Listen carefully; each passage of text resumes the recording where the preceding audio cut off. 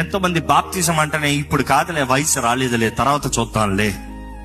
చాలా మంది అంటారు, నేను నమ్మకంగా ఉంటానో లేదో నాకు అవదో, ఈ పాపాలు విడిచిపెడతానో లేదో నాకు తెలీదు, నేనంతా సరైన తర్వాత అన్ని విడిచిపెట్టిన తర్వాత అప్పుడు చూద్దాంలే. ఒక మాట, అలాంటి తలంపులు ఉన్నవారికి నీ అంతటికి నువ్వు ఎప్పటికీ పాపం విడిచిపెట్టలేవు. మానవుడు పాపాన్ని విడిచిపెట్టి పరిశుద్ధులుగా జీవించి అప్పుడు దేవుని దగ్గర చేరేలాగా ఉంటే యేసు ప్రభు ఈ లోకంలోకి వస్తమే టైం వేస్ట్. మనుషుడు నీతి క్రియల ద్వారా రక్షణ సంపాదించుకోలేడు.